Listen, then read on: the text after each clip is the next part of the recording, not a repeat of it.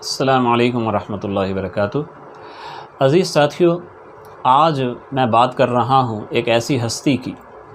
کہ جن کے ہمارے اوپر بے شمار احسانات ہیں، جنہوں نے مسلمانوں کی ایسی عظیم سیاسی خدمت کی کہ اس کی بنا پر آج ہم آزادی کا سانس لے رہے ہیں۔ یہ تھے جناب محمد علی جناح۔ ان کے آباء و اجداد کا تعلق ساہیوال سے تھا۔ یہاں سے یہ لوگ ہجرت کر کے گجرات پہنچے۔ یہ پورا خاندان حضرت شیخ عبد القادر جیلانی رحمۃ اللہ علیہ کے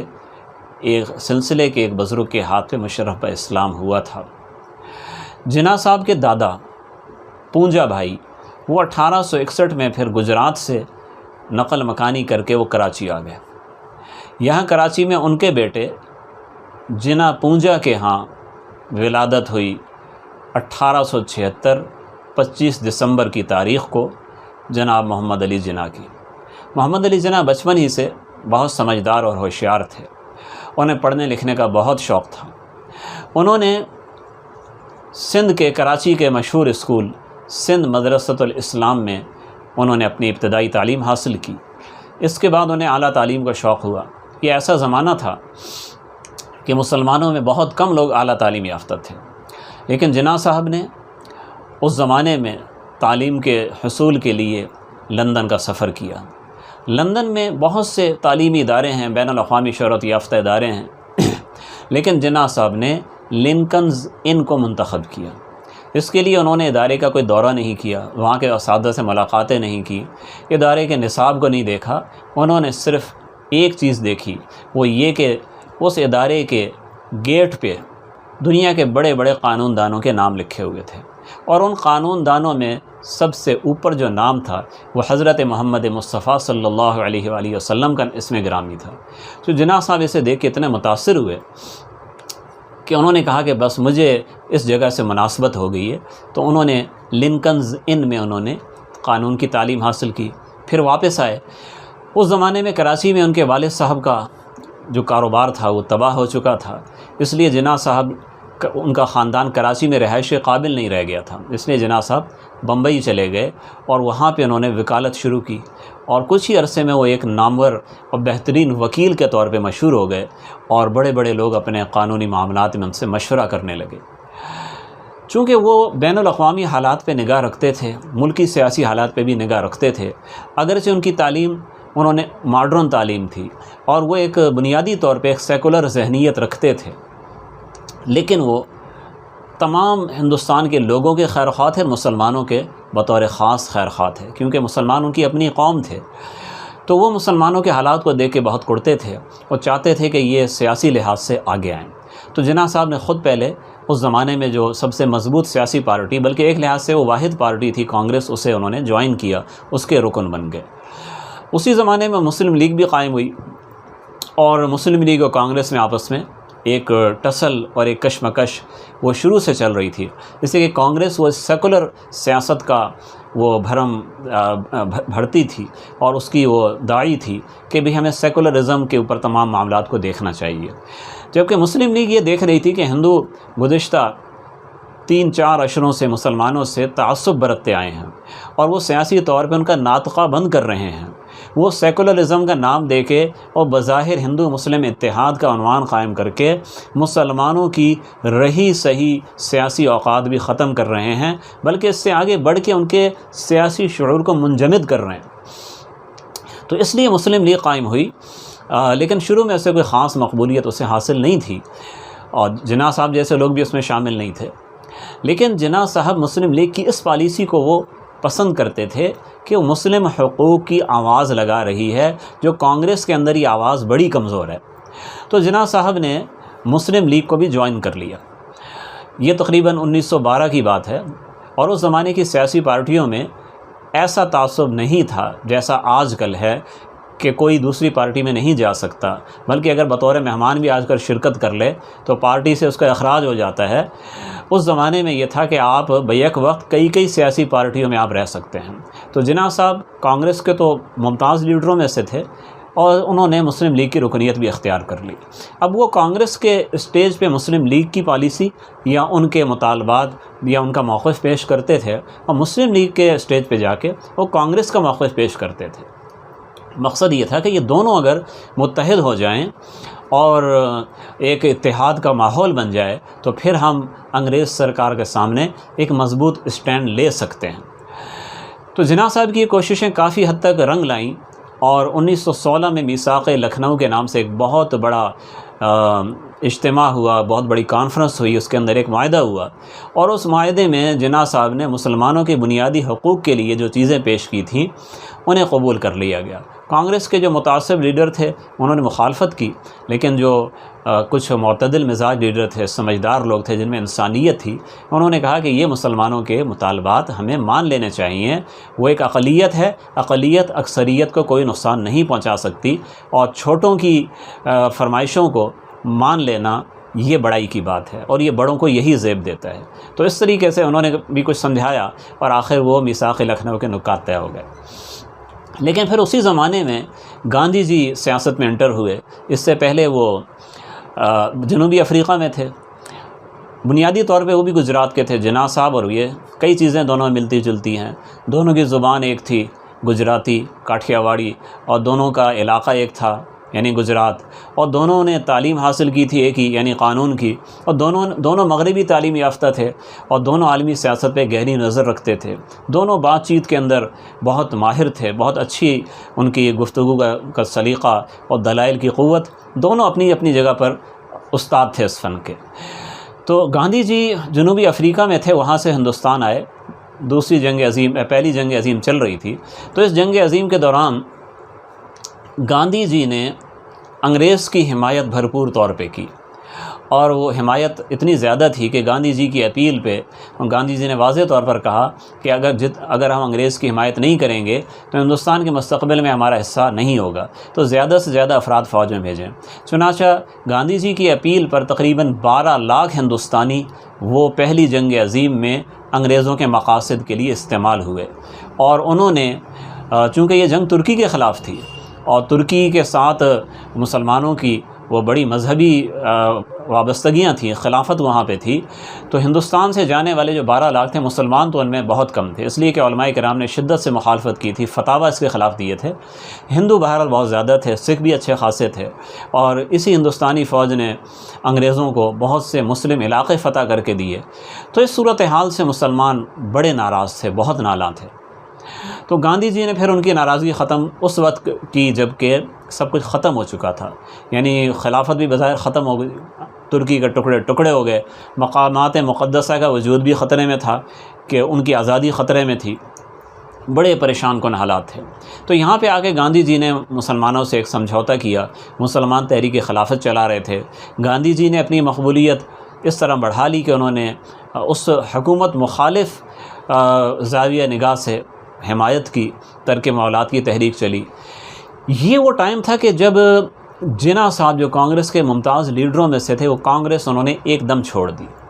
1920 میں ناگپور کا جو سالانہ اجلاس تھا، وہاں جناح صاحب میں اور گاندھی جی میں بڑی کشیدگی پیدا ہو گئی۔ اگرچہ کشیدگی کے اسباب پہلے سے تھے، گزشتہ 3-4 سال سے گاندھی جی ایک باقاعدہ ایک فلسفہ پیش کر رہے تھے، اور اس فلسفے کے اندر جو ہندو دیو مالائی جو ان کا ایک فلسفہ ہے، ایک بیک گراؤنڈ ہے، وہ اصطلاحات استعمال ہوتی تھیں، اور اس سے خود مسلمانوں کے اعتقادات پر بھی چاہے براہ راست نہیں لیکن بالواسطہ اس پہ زد پڑتی تھی،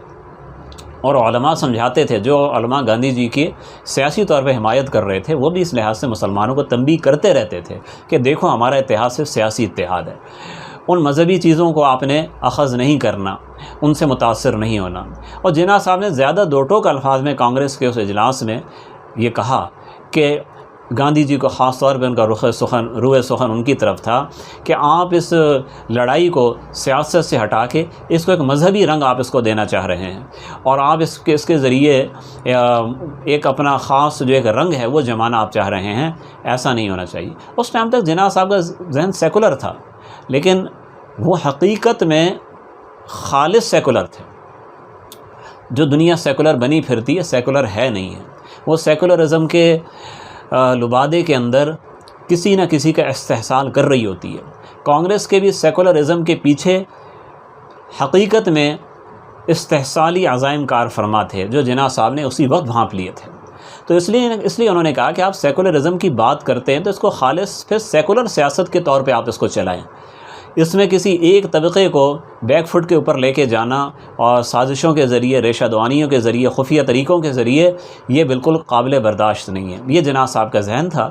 اور جب انہوں نے اپنی سوچ کا اظہار کیا اس اجلاس میں، ظاہر الفاظ سارے ان کے نہیں تھے، یہ تو میں ذرا آپ کو سمجھانے کے لیے اس طرح بیان کر رہا ہوں، لیکن ان کی سوچ یہی تھی۔ تو اس سوچ کو گاندھی جی نے بالکل مسترد کیا، اور اس اجلاس میں جو گاندھی جی کے حامی جو بے شمار تھے، انہوں نے جناح صاحب پہ ہوٹنگ کی، ان کے اوپر آوازیں کسیں۔ تو خلاصہ یہ کہ ان کو اپنی تقریر بیچ میں چھوڑ کے اسٹیج سے اترنا پڑا، اور اس کے بعد وہ کانگریس سے الگ ہو گئے۔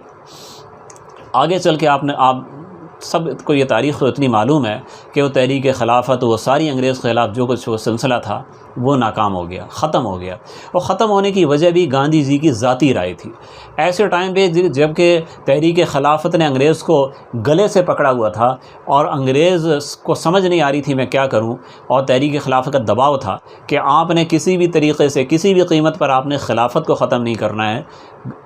گاندھی جی نے عین اس ٹائم تحریک ختم کر دی۔ تو ان کی طرف سے اشارہ ملتے ہی ہندو سارے بیٹھ گئے۔ تو ظاہر ہے پھر مسلمان تو اقلیت ہی میں تھے، تو اور دوسرا کہ ایک ڈسپلن تھا، مسلمانوں نے طے کیا ہوا تھا کہ جی جو گاندھی جی کہیں گے ویسے ہم چلیں گے۔ اس ڈسپلن کی وجہ سے بھی وہ مجبور تھے کہ وہ تحریک وہیں ختم ہو گئی، اور ادھر تحریک ختم ہوئی اور ادھر مصطفیٰ کمال پاشا کو موقع مل گیا، جو دباؤ تھا ختم ہو چکا تھا، لہٰذا اس نے خلافت کو ختم کر دیا۔ یہاں سے پھر آہستہ آہستہ ہندو مسلم منافرت وہ بڑھنے لگی، ایک دوسرے پہ جو اعتماد ہو گیا تھا اس میں دوبارہ دراڑیں پڑنے لگی۔ جناح صاحب سے مسلم لیگ کے اندر رہ گئے اور مسلم لیگ کی صدارت وہ کرتے رہے، لیکن وہ چیز بھی اس وقت چلی نہیں، تو وہ پھر بیرون ملک چلے گئے، سیاست چھوڑ کے وکالت دوبارہ شروع کر دی، کئی سال اس میں لگے رہے۔ پھر آخر میں ہندوستانی مسلم لیڈروں نے، یعنی علامہ اقبال نے، لیاقت علی خان نے خطوط لکھ کے، اور کچھ آدمی بھی وہاں گئے، ان سے بات چیت کی، آخر ان کو واپس لے کے آئے۔ تو اس کے بعد پھر جناح صاحب نے پوری کوشش یہ کی انہوں نے کہ مسلم لیگ کو منظم کریں، اور چونکہ مسلمانوں کی اپنی حالت بہت خراب تھی، عقیدے کے لحاظ سے، اعمال کے لحاظ سے، دینی تعلیم کے لحاظ سے، اس لیے مسلمانوں میں ہمیں یہ تصور کرنا نہیں چاہیے کہ سارے مولوی ہوں گے، سارے مدرسے کے، مدارس اس زمانے میں تھے بھی بہت کم، کہیں کہیں کسی ایک صوبے کے اندر کوئی مدرسہ ہوتا تھا۔ تو مسلمانوں کی حالت ہر لحاظ سے بہت خراب تھی، لیکن انہی مسلمانوں کو جیسے بھی تھے ان کو جمع کرنا تھا۔ اس لیے مسلم لیگ کو ایک ایسی جماعت کے طور پر، ایک قدرتی بات تھی، اس میں ایک ایسی جماعت بننا تھا جس میں ہر طرح کے گرے پڑے مسلمانوں نے جمع ہونا تھا۔ یہ چیز ایک جناح صاحب کی کمزوری بھی تھی، اور اس لیے انہیں کہا جاتا ہے کہ جناح صاحب آپ نے کھوٹے سکے جمع کر لیے ہیں۔ تو جناح صاحب اس کا جواب یہ دیتے تھے کہ اگر کھرے سکے وہ دشمن کی جیب میں چلے جائیں تو انسان کیا کرے، پھر وہ کھوٹے سکے استعمال کرے گا۔ تو خیر یہ سلسلہ چلتا رہا، اور 1938 وہ ٹائم تھا کہ جب کہ مسلم لیگ اور کانگریس کے راستے پوری طرح الگ ہو گئے، اور جب یہ راستے الگ ہوئے اور واضح طور پر اس کا اظہار ہوا، تو اسی وقت حضرت حکیم الامت مولانا اشرف علی تھانوی رحمۃ اللہ علیہ، جو کانگریس کے انتہائی مخالف تھے اور کانگریس کی پالیسیوں کو وہ بہت ہی تشویش کی نگاہ سے دیکھتے تھے، اور گاندھی کے بارے میں ان کے ملفوظات میں جو الفاظ ہیں حضرت تھانوی رحمہ اللہ کے، کہ وہ گاندھی کو دجال کہتے تھے، اور کہتے تھے کہ یہ ہر وقت یہ کچھ نہ کچھ سوچتا رہتا ہے اور کچھ نہ کچھ پالیسیاں ایسی لے کے آتا ہے، ظاہر میں کچھ اور ہوتی ہیں، حقیقت میں کچھ اور ہوتی ہیں، تو پتہ نہیں اب یہ آئندہ کیا کرے گا۔ تو اس لیے وہ اس بات کے بھی قائل نہیں تھے کہ مسلم لیگ مسلمانوں کو منظم کر کے پھر کانگریس سے کوئی اتحاد کر کے انگریز کو نکالے۔ وہ کہتے تھے کانگریس کے قریب بھی نہیں جانا ہے، جو کرنا ہے اپنے بل بوتے پہ کرنا ہے۔ اور حضرت تھانوی رحمہ اللہ اس سے بہت پہلے الگ ملک کی بھی تجویز دے چکے تھے کہ الگ ملک بنانا ہے، اپنا بیت المال ہو، اپنا سکہ ہو، اپنا نظام تعلیم ہو، اپنا آئین ہو، چاہے وہ ملک چھوٹا ہو بڑا ہو، اس سے بحث نہیں ہے، لیکن ملک اپنا ہونا چاہیے، اسلامی ریاست ہونی چاہیے، ترقی کے تمام راستے پھر آگے اسی سے کھلیں گے۔ جناح صاحب بھی اس وقت اس کے قائل نہیں تھے، لیکن بہرحال جب وہ مسلم لیگ سے راستے الگ کیے تو تھانوی رحمہ اللہ نے فتویٰ دیا کہ اب مسلم لیگ کی حمایت کرنی چاہیے اور کانگریس سے مسلمانوں کو دور رہنا چاہیے، باقاعدہ اس کا فتویٰ تھانوی رحمہ اللہ نے جاری فرمایا۔ اگرچہ جو حضرات کانگریس کے ساتھ تھے ان میں بھی بڑے بڑے علماء تھے، مفتی کفایت اللہ صاحب، حضرت مولانا حسین مدنی صاحب رحمۃ اللہ علیہ، ان کے بھی اپنے دلائل تھے اور ان کا موقف بھی اپنی جگہ مخلصانہ تھا۔ وہ یہی سمجھتے ہیں کہ انگریز کے جانے کے بعد مسلمانوں کو الگ ملک ملنے کی کوئی صورت نہیں ہو سکتی، بہت مشکل ہے، تو اس لیے ہمیں جو کچھ کرنا ہے مل جل کے کرنا ہے، اور انگریز کو نکالنے کے لیے بھی ہمیں اتحاد کرنا ہوگا۔ یہ ساری ان کی دلیلیں تھیں، ان کا موقف تھا۔ بہرحال پھر اس زمانے میں 1938 کا جو ماحول تھا اس میں عالمی جنگ کے بادل ایک بار پھر منڈلا رہے تھے اور دنیا ڈر رہی تھی کہ اب معلوم نہیں اب کیا ہونے والا ہے۔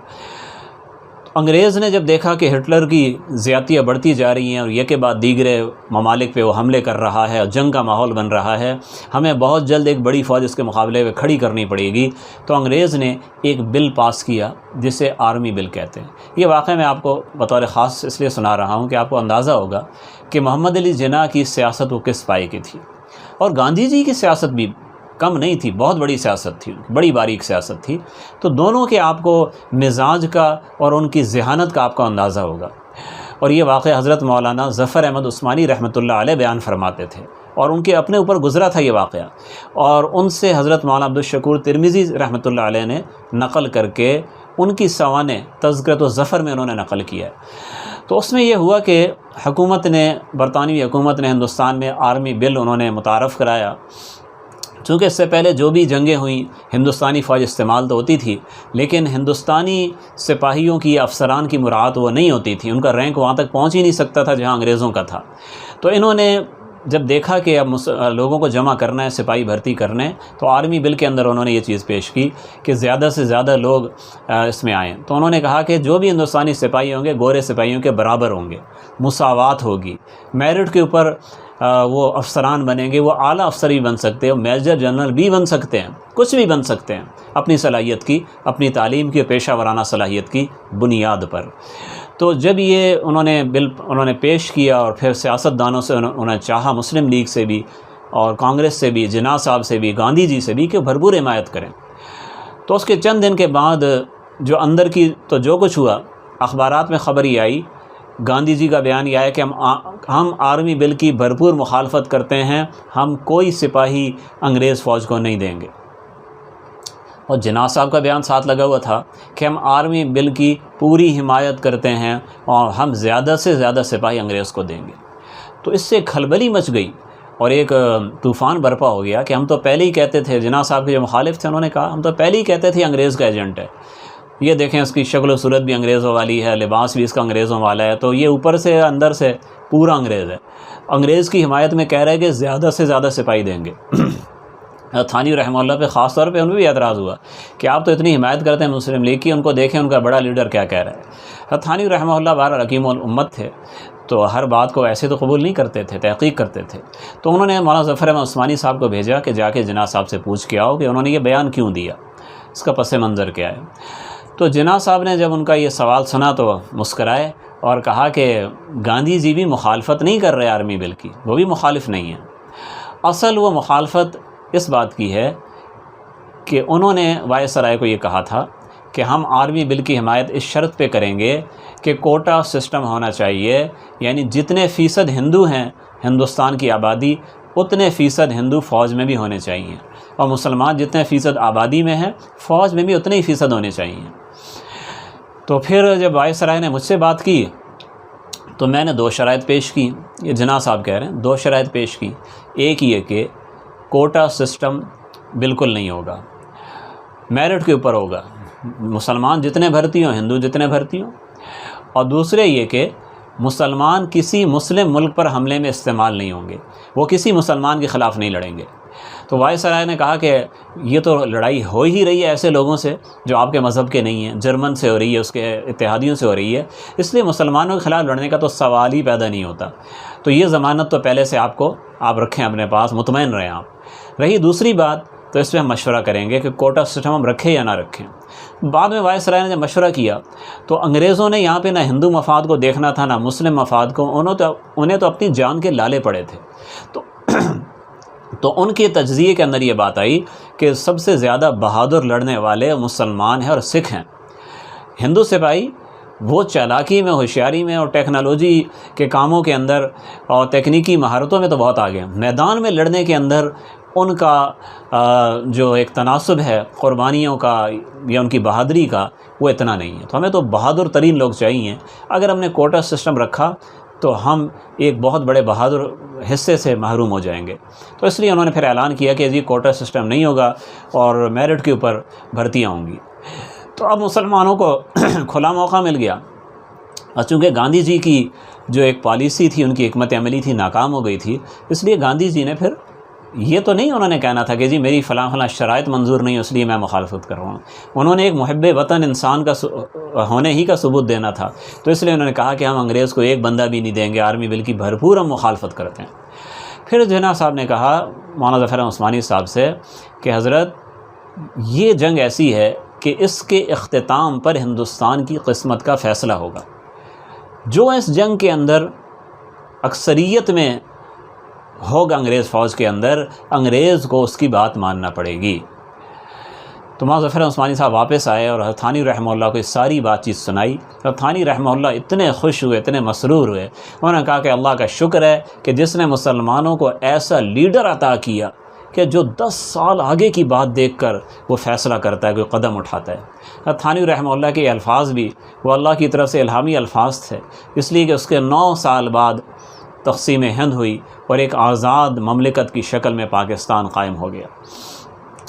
اور وہ اختتام پہ بالکل یہی صورتحال تھی کہ انگریز چاہتا تھا کہ وہ کانگریس کو ہندوستان کا حکمران بنا کے جائے۔ لارڈ ماؤنٹ بیٹن اس کے ذاتی پرسنل گھریلو تعلقات تھے ہندوستان کے پہلے وزیر اعظم جواہر لال نہرو کے ساتھ، بڑے قریبی تعلقات تھے۔ اس لیے ماؤنٹ بیٹن بالکل تصور نہیں کر سکتا تھا کہ میں نہرو اور گاندھی کی اسکیم کو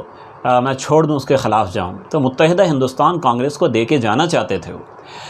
لیکن جناح صاحب نے جب دیکھا کہ یہ بات ہماری نہیں مان رہے، حتیٰ کہ مسلمانوں کی رائے عامہ جو 1945-46 کے انتخابات میں واضح طور پر آ گئی تھی کہ مسلمان مسلم لیگ پہ بھروسہ کرتے ہیں، الگ وطن چاہتے ہیں، اس کو بھی نظر انداز کر رہے ہیں۔ تو جناح صاحب نے دبے الفاظ میں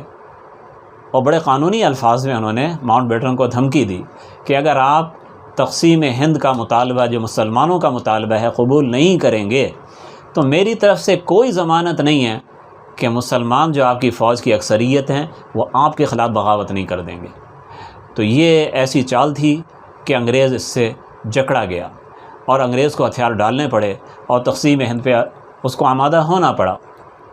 اگرچہ اس نے اپنے طور پہ بے ایمانی کچھ نہ کچھ کی، کچھ علاقے جو پاکستان میں آنے تھے وہ نہیں آ سکے، لیکن اس سے مقصد میں کوئی فرق نہیں پڑتا۔ ہماری جو فتح تھی وہ الحمدللہ مکمل تھی۔ زمانہ بدل چکا ہے، اب سرحدوں کی وسعت وہ اتنی اہم نہیں ہے، اب اصل چیز یہ ہے کہ آپ کا ملک وہ معاشی طور پہ کتنا مضبوط ہے، ٹیکنالوجی میں کتنا آگے ہے، تعلیم میں کتنا آگے ہے، اس کے اندر اتحاد و اتفاق، امن و سکون کتنا ہے، اور وہ ملک آئینی طور پر وہ ایک بھرپور اور مضبوط ایک قیادت کا اہل ہے یا نہیں ہے، اپنے لوگوں کو وہ مطمئن کر پا رہا ہے یا نہیں کر پا رہا، یہ چیزیں سب سے زیادہ اہم ہیں۔ آپ دیکھ سکتے ہیں فرانس کون سا رقبے کے لحاظ سے بہت بڑا ہے، جاپان کو دیکھ لیں، خود برطانیہ کو دیکھ لیں، ان کی سرحدیں سکڑ گئی ہیں، لیکن ابھی بھی وہ عالمی طاقتیں ہیں، وہ اپنی معاشی، اپنی عسکری اور اپنی سیاسی توانائی کی بنا پر۔ تو اگر پاکستان رقبے کے لحاظ سے چھوٹا ہے تو اس سے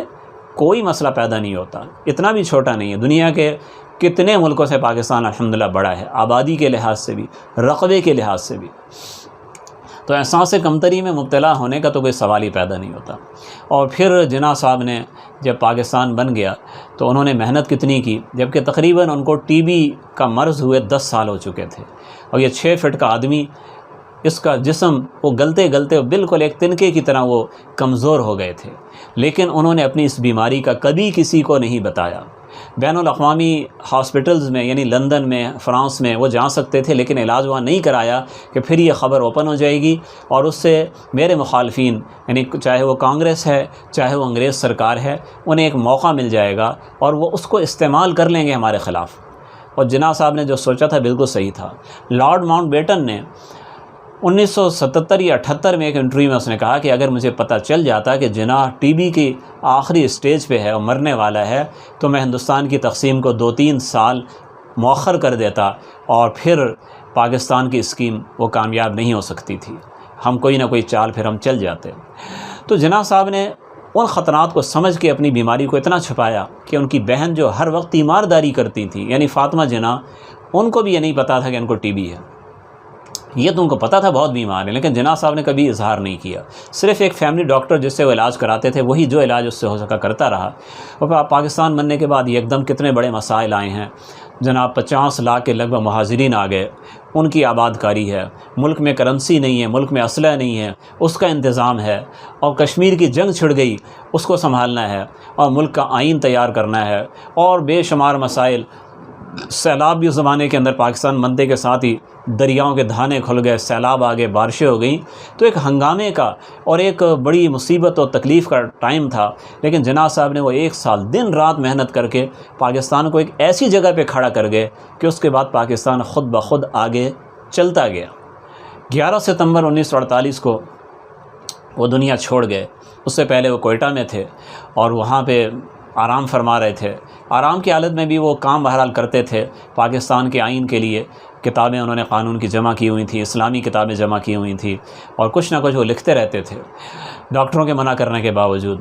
ایک دن جب ان کی حالت زیادہ خراب ہوگی تو ڈاکٹروں نے کام سے بھی روک دیا، بات کرنے سے بھی روک دیا۔ تو ایک دن بہت زیادہ بے چین تھے، کچھ کہنا چاہتے تھے، تو ڈاکٹروں نے یہ محسوس کیا۔ ان کے 2 ڈاکٹر تھے، کرنل الہی بخش مرحوم اور ایک ڈاکٹر ریاض شاہ مرحوم۔ تو انہوں نے اجازت دی کہ آپ کچھ کہنا چاہتے ہیں آپ کہیں۔ تو جناح صاحب نے 2 باتیں کہیں، مختصر، زیادہ بات وہ کرنے کے قابل نہیں تھے۔ ایک یہ بات کہی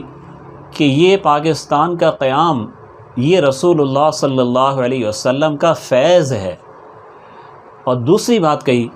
میں یہ چاہتا ہوں کہ اس ملک میں خلفائے راشدین کا نظام نافذ ہو جائے۔ یہ 2 باتیں کہیں۔ اس کے بعد ان کی حالت زیادہ بگڑ گئی۔ یہ جو بات ہے یہ ڈاکٹر ریاض شاہ صاحب نے نقل کی، ڈاکٹر اسرار احمد مرحوم کو انہوں نے بتائی، کیونکہ ڈاکٹر ریاض صاحب وہ استاد تھے ڈاکٹر اسرار صاحب کے لاہور میڈیکل کالج میں۔ تو ڈاکٹر اسرار صاحب نے خود ان سے سنی اور پھر انہوں نے اس کو نقل کیا، جو ویڈیو بیان بھی ان کا بڑا مشہور ہے، یوٹیوب پر موجود ہے، آپ میں سے بہت سے ساتھیوں نے دیکھا ہوگا، آپ خود چاہیں تو آپ اس کو ضرور دیکھیں اس کو۔ تو کہنے کا مقصد یہ ہے کہ جناح صاحب کے اتنے بڑے عزائم تھے، انہیں قائد اعظم یوں ہی نہیں کہا جاتا۔ ان کے جنازے پہ علامہ شبیر احمد عثمانی رحمۃ اللہ علیہ نے نماز جنازہ پڑھائی، تو ایک تقریر کی جو ریڈیو پاکستان سے نشر ہوئی، اور وہ تقریر محفوظ ہے، اس کا کافی حصہ خطبات عثمانی میں جو حضرت مولانا انوار الحسن شیرکوٹی رحمۃ اللہ علیہ نے اس کو جمع کیا ہے، اس میں آپ دیکھیے گا، اس میں فرمایا کہ اورنگزیب عالمگیر کے بعد مسلمانوں کی اتنی بڑی سیاسی خدمت کسی نے نہیں کی جتنی محمد علی جناح نے کی ہے۔ یہ بات انہوں نے کیوں کہی؟ میں ایک تاریخ کا طالب علم ہوں، قطع نظر اس کے کہ جناح صاحب ہمارے ہیرو ہیں، لیکن اس سے ہٹ کے میں انصاف کے طور پہ اس کو دیکھوں تو حضرت مولانا شبیر احمد عثمانی رحمۃ اللہ علیہ کی بات کی مجھے تائید ہی کرنا پڑتی ہے، اس لیے کہ اورنگزیب عالمگیر کے بعد کیا ہوا؟ ملک ٹوٹنا شروع ہوا، کٹنا شروع ہوا، بٹنا شروع ہوا، کمزور ہوتے ہوتے ہوتے ہوتے آخر وہ ایک نقطے پر دہلی پر آ کے محدود ہوا، اور آخر پھر وہ بھی ہاتھ سے نکل گیا۔ آپ جانتے ہیں کہ اگر کوئی انسان کروڑ پتی سے وہ کنگلا ہو جائے تو دوبارہ یک مشت یک دم وہ کروڑ پتی نہیں ہوتا، وہ پہلے کچھ 100 کمائے گا، پھر 1000 کمائے گا، پھر لکھ پتی ہوگا، اللہ نے چاہا تو کبھی کروڑ پتی بھی ہو جائے گا۔ تو ایسا تو ممکن نہیں تھا کہ ایک دم پھر آپ زیرو سے آپ ایک دم آپ کروڑ پہ آ جاتے اور دوبارہ آپ اکبر اعظم کے دور کا یا اورنگزیب عالمگیر کے دور کا ہندوستان کابل تک آپ قائم کر لیتے، وہ ممکن نہیں تھا۔ تو اس لیے جو جناح صاحب نے جتنا ملک آپ کو دیا، یہ اتنی بڑی سیاسی خدمت اورنگزیب کے بعد ہوئی نہیں ہے۔ اور آپ یہ بھی آپ ذرا دیکھیں کہ جو مغلیہ سلطنت اپنے دور انحطاط میں اورنگزیب کے، اگر آپ پوتوں کے زمانے پہ چلے جائیں، وہ اتنی رہ گئی تھی۔ عالم شاہ ثانی کے زمانے میں آپ چلے جائیں، شاہ عالم ثانی کے زمانے، شاہ عالم کے زمانے میں آپ چلے جائیں تو کیا صورتحال تھی وہاں پہ؟ وہ تقریباً بمشکل اتنا ہی ملک رہ گیا تھا، اس سے کم تھا جو بھی پاکستان میں۔ تو کہنے کا مقصد یہ ہے کہ جناح صاحب نے جو کیا وہ تو اس سے زیادہ کر نہیں سکتے تھے، اور جو انہوں نے کیا اور دنیا کے بہت کم لوگ اتنا بڑا کارنامہ انجام دے پاتے ہیں۔ ہاں الحمدللہ جناح صاحب کو اس میں علماء کی معاونت حاصل تھی، اس میں غیور مسلم لیڈروں کی انہیں معاونت حاصل تھی، اور کروڑوں مسلم نوجوان حتیٰ کہ بچے اپنی جان کی بازی اور سر ہتھیلی پہ رکھ کے ان کے ساتھ تھے، جنہوں نے ہجرت کے ٹائم اپنی جانیں اسلام کے لیے اور ایک ملک کے لیے اور اللہ کے دین کو نافذ کرنے کا جذبہ لے کر اللہ کے دین والے ملک میں رہنے کا جذبہ لے کے جانے دی۔ یہ سب جناح صاحب کے ساتھ تھے، اور سب کی قربانیاں، سب کی محبتیں اور سب کی دعائیں اس میں شامل ہیں۔ آج ہم کر سکتے ہیں جس کے خواب جناح صاحب نے دیکھے، جس کے خواب علامہ اقبال نے دیکھے۔ پاکستان کے آپ کا ایک بہترین آئین آپ کے پاس موجود ہے، مگر اس آئین کا نفاذ نہیں ہے، اس قانون کا نفاذ نہیں ہے۔ ہمیں گھیر لیا ہے مفاد پرستوں نے، ہمارے اوپر مسلط ہو گئے ہیں ایسے لوگ جو پاکستان کو اسلام کے مطابق چلانا نہیں چاہتے۔ لیکن کیا یہ ناممکن ہے کہ ہم اپنی منزل کو حاصل کریں؟ کوئی مشکل نہیں، مشکل صرف اپنے نفس کے اوپر ایک پاؤں رکھنے کی ہے، قربانی دینے کا عزم کرنے کی ہے، صحیح راستہ اختیار کرنے کی ہے۔ آپ دیکھیں ہماری مشکلات تو کچھ بھی نہیں ہیں جو افغان طالبان کے سامنے مشکلات پیش آئیں، ہماری مشکلات کچھ بھی نہیں ہیں۔ انہوں نے 20 سال قربانی دی اور لگاتار قربانیاں دی، اللہ نے اتنی بڑی فتح نصیب فرمائی کہ دنیا کی سپر پاور کو انہوں نے مار کے بھگا دیا۔ آج افغانستان کے وہ حاکم ہیں، مالک ہیں، اور افغانستان کے مالک بن کے انہوں نے مالکان والا سلوک انہوں نے اختیار نہیں کیا، خادم بن کے کام شروع کیا۔ تو ہم بھی یہ سب کچھ کر سکتے ہیں۔ اقبال نے جو کہا ہے اس کو یاد رکھنا چاہیے، فضائے بدر پیدا کر فرشتے تیری نصرت کو، اتر سکتے ہیں گردوں سے قطار اندر قطار اب بھی۔